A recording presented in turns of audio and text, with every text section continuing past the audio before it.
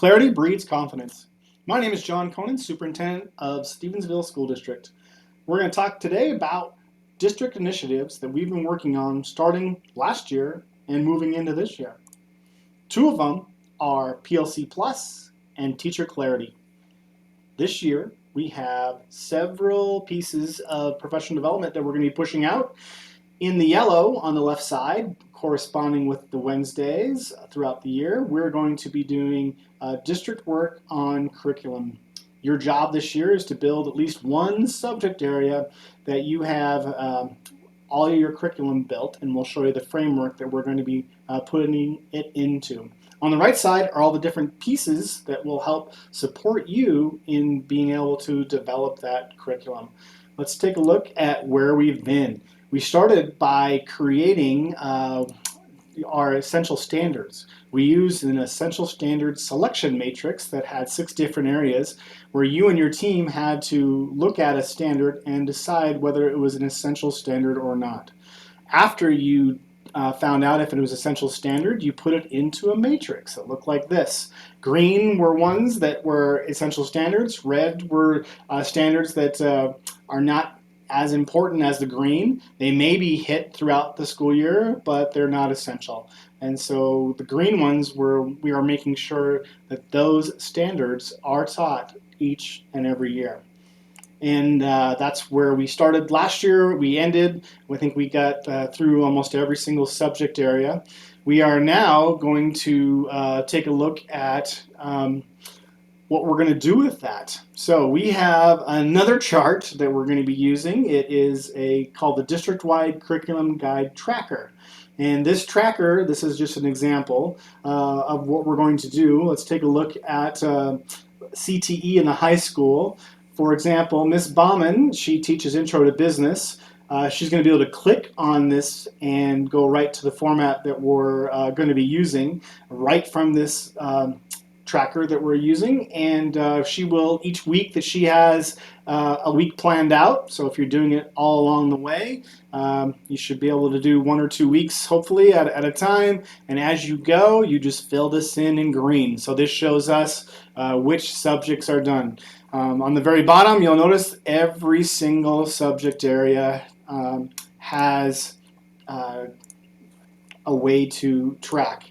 And you can find your name and the subject that you teach, and you can start by using this calendar-based curriculum tracker. So on our calendar-based curriculum tracker, obviously you're going to have the name of your course, the grade level that you teach, and what teachers are working on developing this curriculum. Then on the left side, the first column are the weeks of the year. As you notice, as you scroll down, you go all the way to 36 weeks. There are 36 weeks in a school year, and the next column over is a type of a unit, or maybe it's a certain topic that you're going to be covering for a certain length of time. And then what we did with essential standards will then go into this next column, and we'll get into and dive into success criteria here in a little bit. And how are you going to assess it, and then what type of materials or resources do you need? These forms are all expandable. Each of these boxes can go down.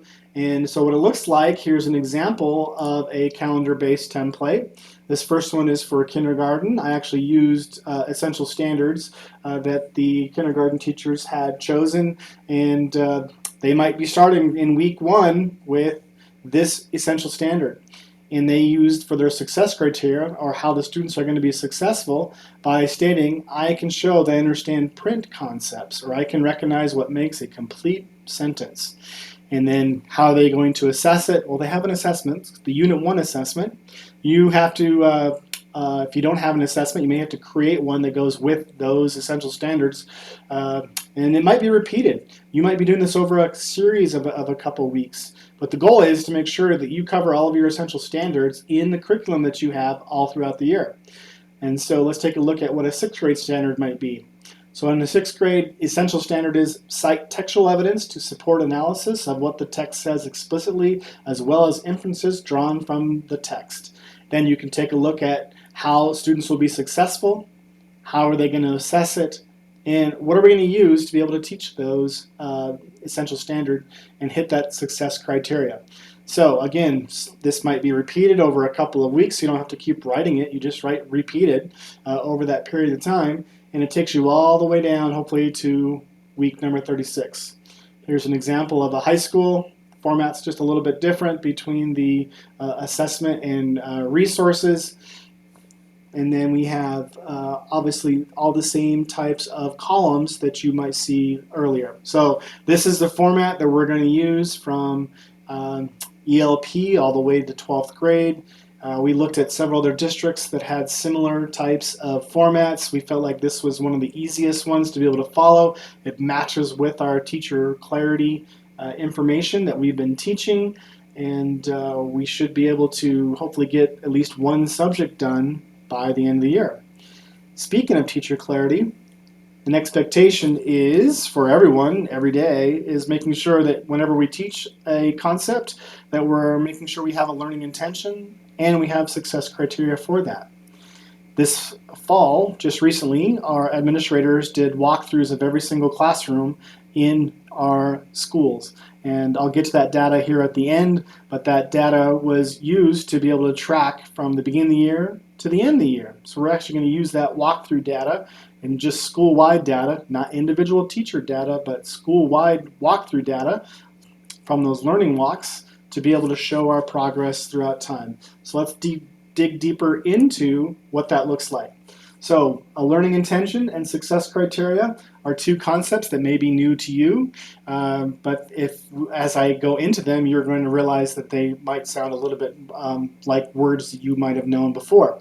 So administrators were in your classrooms, and they did about a 5 to 8 minute learning walk in your room, and they listened to instruction, they gave feedback, and then they polled some students, and they asked students these two questions. In fact, they asked 3 students from every classroom these 2 questions. What are you learning today? And how will you know you are successful? We know that if a student understands what they're learning and how they can be successful, hopefully it's more clear to them on how to get to that final stage of mastery. So again, our year-end goals for teacher clarity, we want to obviously increase that fall to spring learning walk data, and I'll get to that at the end again. And we also want to develop those curriculum guides using teacher clarity format. Again, 1 to 2 subject areas completed per teacher by June of 2026. Those teachers that knock out more than that and get all their subjects done will get time back. If your PLC gets all of their curriculum mapped out and done this year, then you can choose what you are working on in the next year to come. So let's dive a little bit deeper into that success criteria. Again, that success criteria, which is circled here, you can see a lot of those sentences start with I can, meaning a student, it's in student language. What can they do from what you're teaching them? You will have, again, a blank format like this, and let's start with the learning intention. So, what are you learning about today? A student should be able to respond to that if anyone walks into your classroom. So learning intentions are brief statements that explicitly describe what students should know, understand, and be able to do as a result of the learning sequence. A learning intention clearly outlines what students will be learning rather than what students will be doing. It clearly outlines the focus and understanding of the learning sequence or series of lessons that are being taught at that time. The learning intention should focus on what we want students to learn or understand as opposed to what we want them to do or the task or how we want them to do it, which is probably the activity. They should be linked closely to the standards and outcomes set out in curriculum documentation in whatever state we're in, like Montana standards. So tips for using those learning intentions: they should be shared at the beginning of a lesson. They should also be referenced throughout the lesson and again at the conclusion. Those learning intentions provide a tool to assist in focusing the learning or tuning in, building on where learners are in their learning when introducing the learning intention. This includes setting the scene and explaining why we are learning this and linking it to what they already know. Learning intentions should be written in student-friendly language in a way that actively engages students in the learning process. The use of learning intentions should put greater emphasis on the process of learning over the completion of a task or the end product. They should be meaningful and inform assessment and reporting, and they should be linked to curriculum outcomes. So what are success criteria? Well, if we come into a classroom, we should be able to ask a student, how will you know you are successful? And success criteria provide those parameters that establish what success looks like to the learning intention that day. So why should we use success criteria in our planning?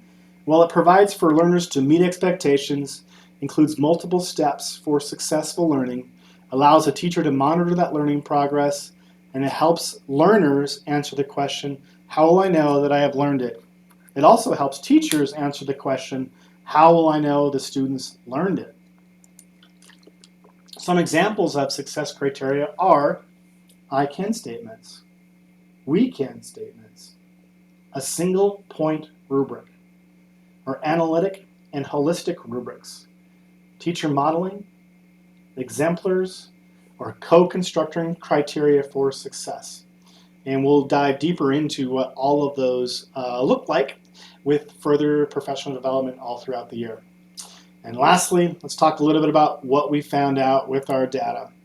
Each school had a score of 6 was the highest score that you could get. That means all 3 students answered both questions correctly, so you could earn a 6. So when we looked at the data, combined it all together, it looks like district-wide, our students could answer at about a 59% rate, and we're hoping for that rate to increase. We found that at 3.53, that means most students, almost 4 students, could answer both questions out of 6. So again, we're going to be using this learning walk data all throughout the year.